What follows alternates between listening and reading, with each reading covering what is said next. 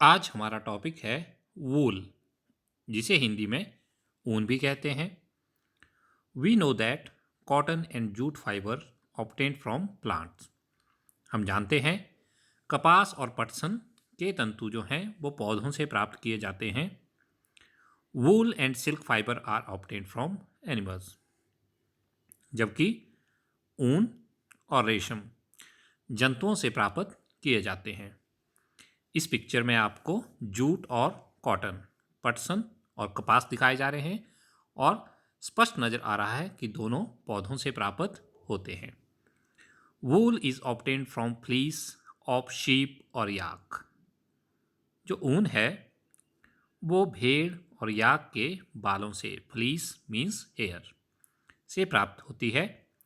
Silk fibre come from cocoons of the silk moth. जबकि रेशम के रेशे या फाइबर रेशम कीट के कोकून से प्राप्त होते हैं। तो अभी हमने जाना कि वूल या ऊन भेड़ों से या दूसरे बालों वाले जंतुओं से प्राप्त होती है। Do you know which part of the sheep body yields fibres? क्या आप जानते हैं भेड़ के शरीर के किस भाग से फाइबर या रेशे मिलते हैं? Are you aware how these fibers are converted into woolen yarn that we buy from market to knit sweaters? क्या आप जानते हो इन रेशों को ऊन में कैसे परिवर्तित किया जाता है जिन्हें हम स्वेटर बुनने के लिए बाजार से खरीदते हैं? तो चलिए अब ऊन के बारे में और ज़्यादा जानते हैं। वूल comes from sheep, goat, yak and some other animal. भेड़, बकरी, याक और कुछ अन्य जंतुओं से ऊन प्राप्त की जाती है। These wool yielding animals bear hair on their body. और ऊन प्रदान करने वाले जंतुओं के बाल जो शरीर होते हैं वो बालों से ढके होते हैं।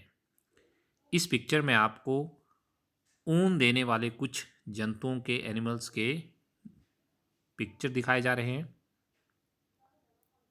Do you know why these animals have a thick coat of hair? क्या आप जानते हो इन जंतुओं के शरीर पर बालों की मोटी परत क्यों है? Hair trap a lot of air. Air is a poor conductor of heat, so hair keeps these animals warm. बालों के बीच में अधिक मात्रा में वायु आसानी से भर जाती है। वायु ऊष्मा की कुचालक होती है, इससे बाल जंतुओं को गर्म रखते हैं। वूल इज डिराइव्ड फ्रॉम दीज हेरी फाइबर्स। और इन्हीं रोएदार रेशों से ऊन भी प्राप्त की जाती है। Feel the hair on your body and arms and those on your head. Do you find any difference? अपने शरीर, बाहों और सिर के बालों को छूकर अनुभव कीजिए। क्या आपको उनमें कोई अंतर लगता है? Which one seems course and which one is soft? कौन से बाल मोटे और रूखे हैं और कौन से बाल जो हैं वो मुलायम हैं? बिल्कुल हमारे शरीर की तरह ही भेड़ की रोईंदार त्वचा पर भी दो प्रकार के रेशे होते हैं। एक, दाढ़ी के रूखे बाल। दो, त्वचा के निकट अवस्थित तंतु रूपी मुलायम बाल। Like us, the hairy skin of sheep has two types of fiber that form its fleece: the coarse beard hair and fine soft under hair close to the skin. और ये जो मुलायम सॉफ्ट हेयर होते हैं, यही बाल जो है वो ऊन के रूप में प्रयोग किए जाते हैं। तो चलिए अब जानें ऊन प्रदान करने वाले विभिन्न जंतुओं के बारे में। Animals that yield wool. The fleece of sheep is not the only source of wool, though wool commonly available in the market is sheep wool. भेड़ों की ऊन ही ऊन का एकमात्र स्रोत नहीं है, फिर भी बाजार में सामान्य रूप से सबसे अधिक भेड़ की ऊन ही उपलब्ध होती है और उसी के प्रोडक्ट होते हैं। Yak wool is common in Tibet and Ladakh. जबकि तिब्बत और भारत के लद्दाख में याक की ऊन भी प्रचलित है। इस पिक्चर में आपको याक दिखाई दिया जा रहा है। जो लंबे बाल वाला जानवर है। Mohair is obtained from angora goats found in hilly region such as Jammu and Kashmir. बकरी के बालों से भी ऊन प्राप्त की जाती है।